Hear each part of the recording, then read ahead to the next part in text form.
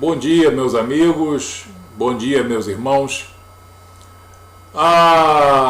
O pressuposto reencarnatório, ele em si não é um grande pecado quando ele é pensado ou presumido por pessoas que não tenham conhecimento bíblico.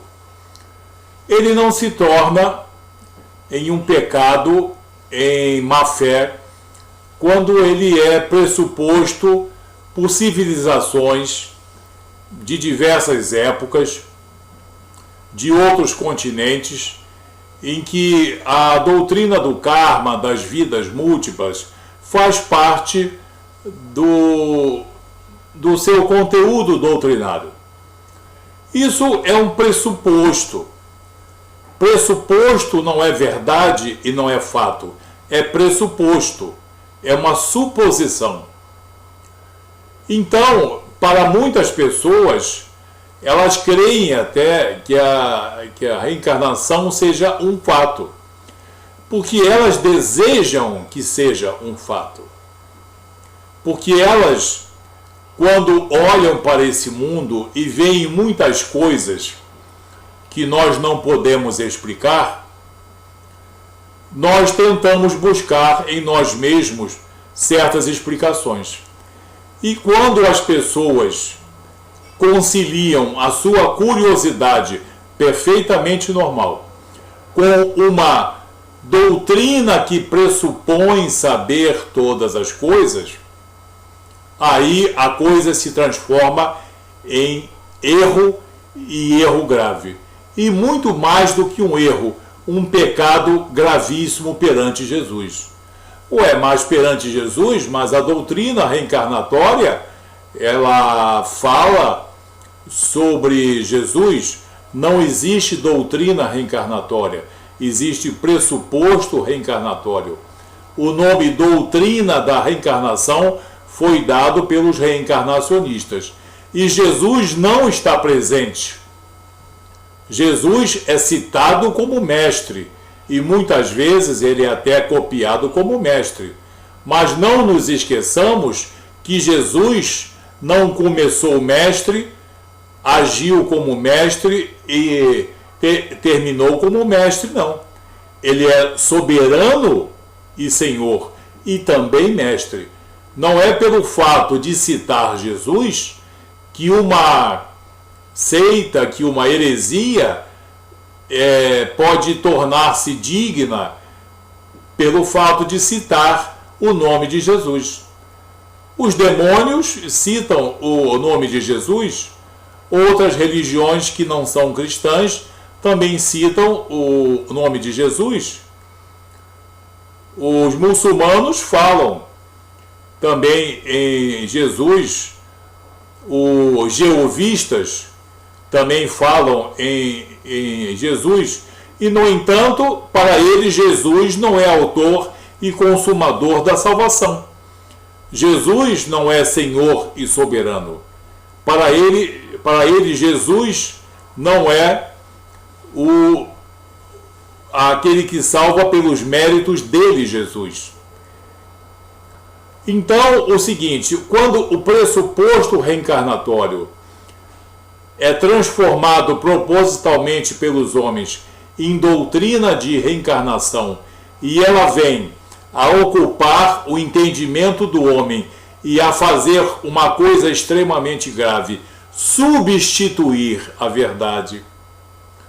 Repito, quando o pressuposto reencarnatório pretende, intenciona e faz força para isso, que é para substituir a verdade, e a verdade é a salvação pelos méritos de Cristo, a verdade é Jesus soberano, a verdade é Jesus salvador, a verdade é Jesus regenerador, a verdade é Jesus perdoador dos pecados, a verdade é Jesus reconciliador.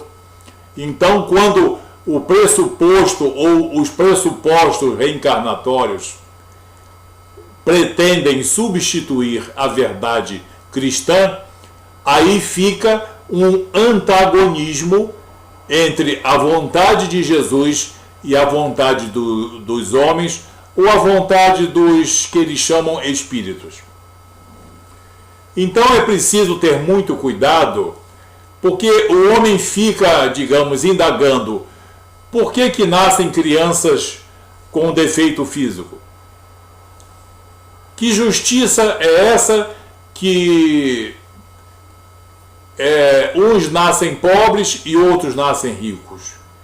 Porque uns são crianças nas selvas da Nova Guiné e outros são meninos lourinhos de famílias de classe média alta em Boston ou em Hamburgo.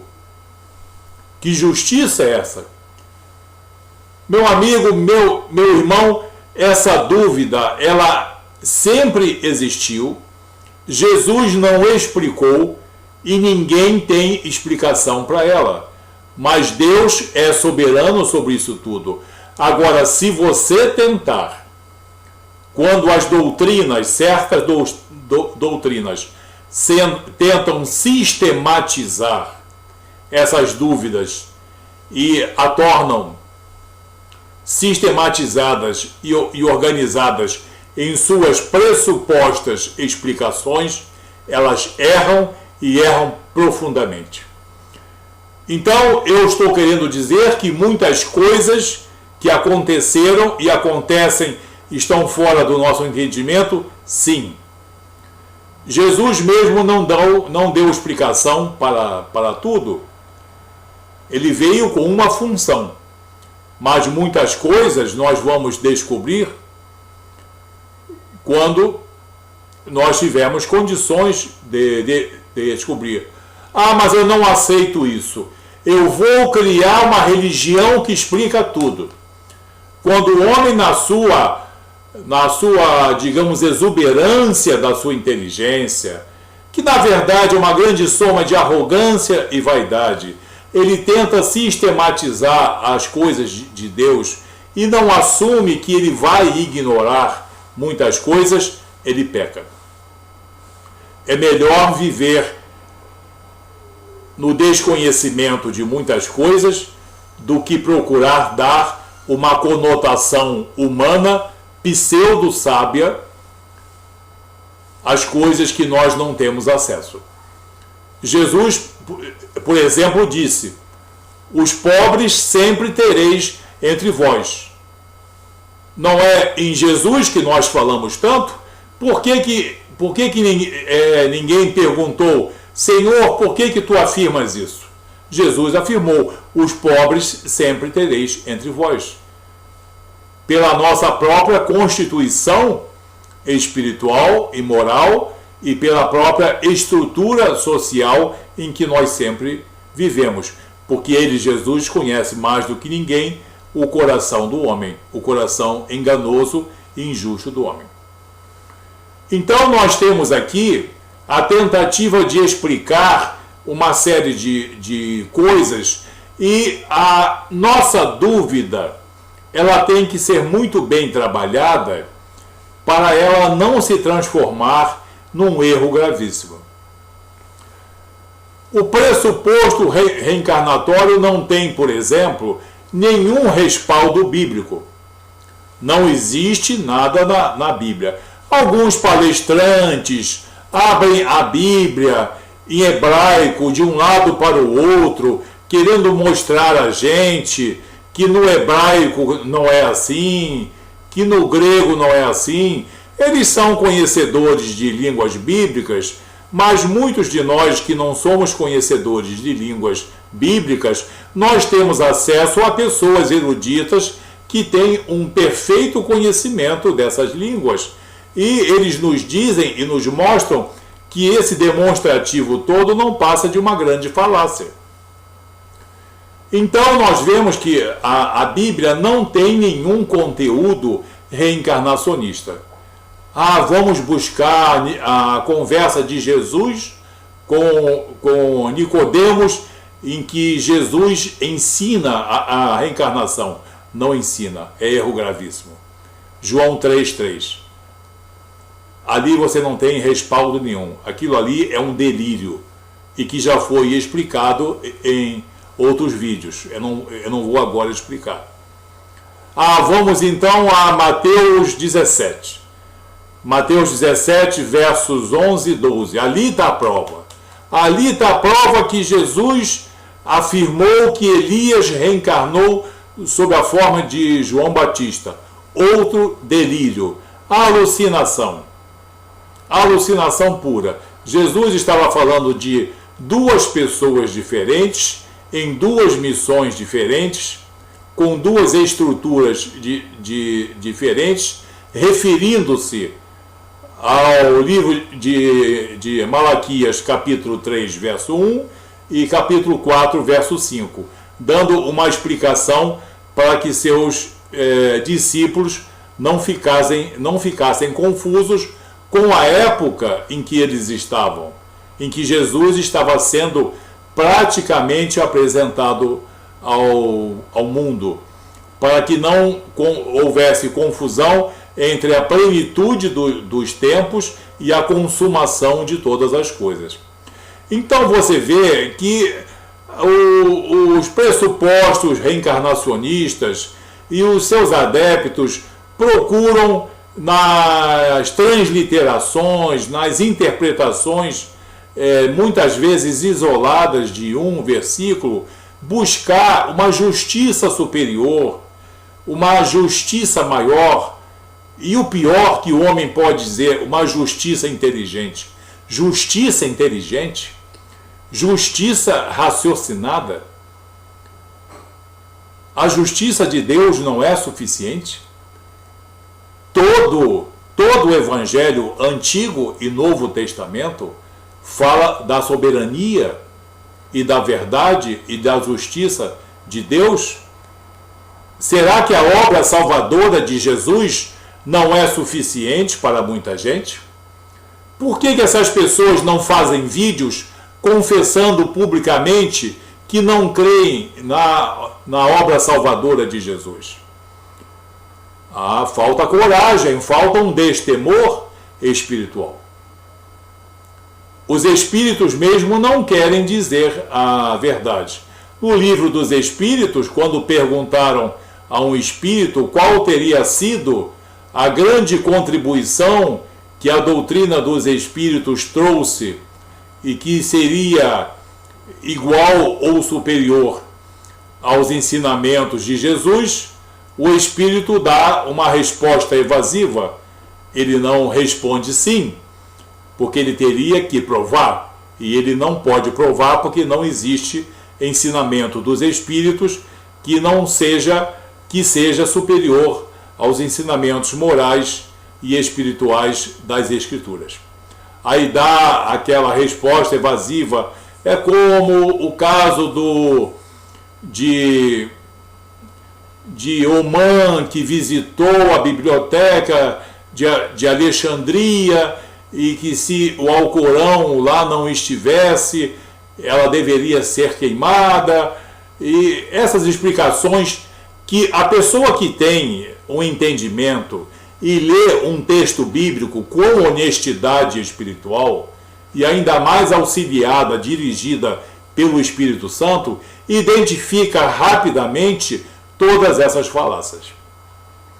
Então, eu quis fazer esse vídeo aqui porque muitas pessoas ainda não foram cativas desse pressuposto reencarnatório.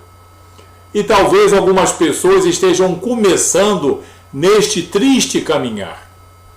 A salvação do espírito do homem e a salvação da família e da sociedade não está nos pressupostos reencarnacionistas, não. Já foi estabelecida soberanamente desde Gênesis 3,15, desde os profetas e pelo próprio Jesus. A salvação pelos méritos de Cristo, a salvação pela graça mediante a fé.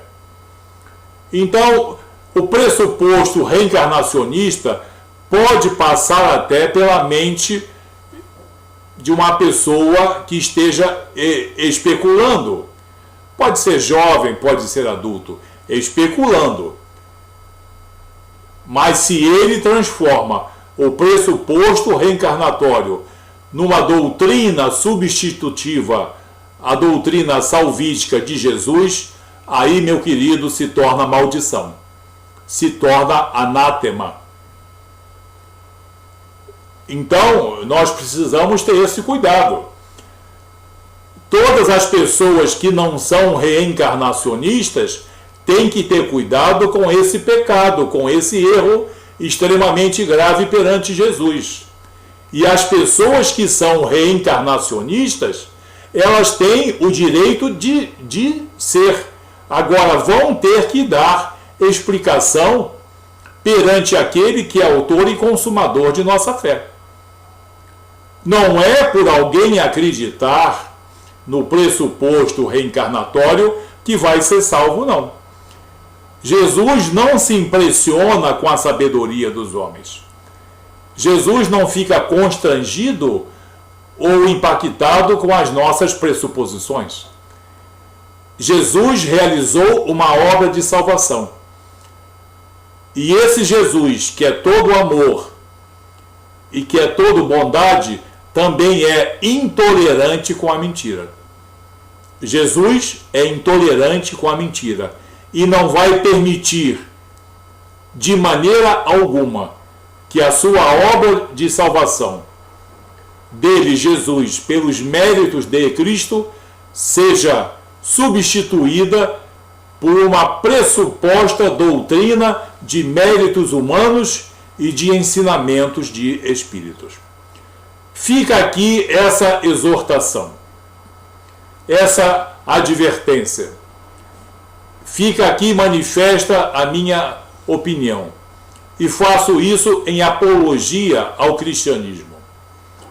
Não cabe a mim maldizer, não cabe a mim ofender, eu não me sinto nesse direito, o Espírito Santo não me deixa fazer isso, mas ele me dá uma inconformação.